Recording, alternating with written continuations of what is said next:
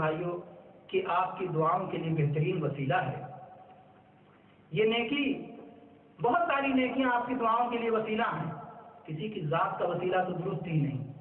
چاہے وہ بڑے سے بڑا انسان ہو، چاہے ولی ہو، چاہے نبی ہو، چاہے فرشتہ ہو، کسی کی ذات کا وسیلہ لینا اسلام میں جائز نہیں۔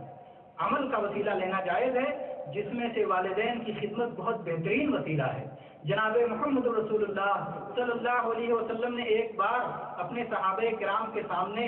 3 مصیبت زدہ لوگوں کا واقعہ بیان فرمایا۔ یہ لوگ اپنے شہر سے باہر نکلے اور اس کے بعد جب بارش ہونے لگی، طوفان آ گیا، تو بھاگ کر کے ایک پہاڑ کے غار میں چھپ گئے۔ اس کے بعد اس پر ایک بارش سے بچنے گئے تھے، دوسری مصیبت یہ آ پڑی کہ ایک بڑی سی چٹان اوپر سے گر کر کے غار کا منہ بند کر دیتی ہے اور وہ لوگ پھنس جاتے ہیں۔ ابھی تک تو صرف بارش کا مسئلہ تھا یا ٹھوکریں کھانے کا مسئلہ تھا، لیکن اب تو زندگی اور موت کا مسئلہ ہو گیا۔ وہ پریشان لوگوں نے کہنا شروع کیا کہ اب کیا کیا جائے، کیا کیا جائے؟ سب نے آپس میں ایک دوسرے سے کہا، یہ جو تم نے سب سے نیک عمل کیا ہو، سب سے اچھا عمل کیا ہو، اللہ کے اخلاص کے لیے کیا ہو، اس عمل کو اللہ کے سامنے پیش کرو۔ آج اللہ تبارک و تعالیٰ ممکن ہے اس عمل کے وسیلے سے تمہاری دعا کو قبول کر لے اور تمہیں آج اس مصیبت سے نجات دے دے۔ چنانچہ یہ قصہ بخاری و مسلم میں ہے، اور یہ دعا کرنے والا جس نے اپنے والدین کی خدمت کی دعا کا وسیلہ لیا، اس نے اس طرح دعا کرنا شروع کیا۔ اس نے کہا، اللہم انی کان لی ابوان شیخان کبیران، اے اللہ میرے 2 بوڑھے عمر دراز والدین تھے، میں باہر نکلا کرتا تھا، بکریاں چرایا کرتا تھا، اور پھر اس کے بعد لوٹ کے آتا تھا تو بکریاں دوہ کر کے اپنے والدین کو پلایا کرتا تھا۔ میں ایک بار آیا، میرا طریقہ یہ تھا کہ پہلے میں اپنے والدین کو پلا دیا کرتا تھا، اپنے والدین کو پلانے کے بعد پھر میں اپنے بیوی بچوں کو پلاتا تھا،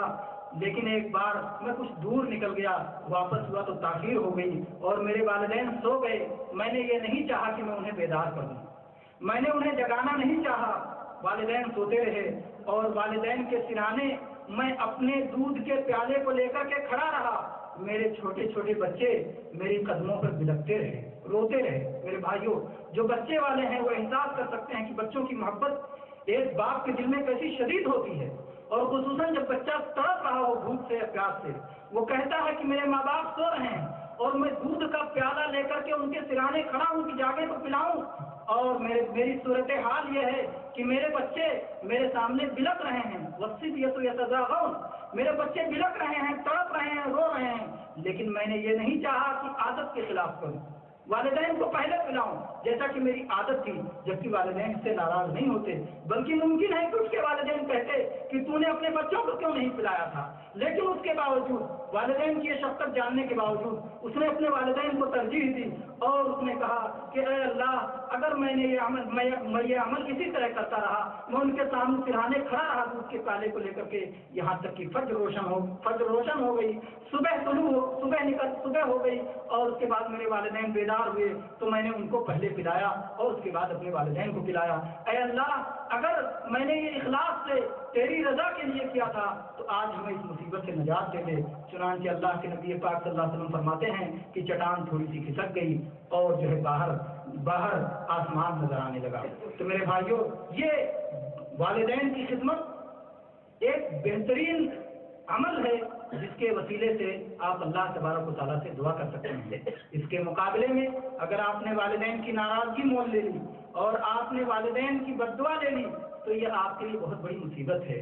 چنانچہ جناب محمد رسول اللہ صلی اللہ علیہ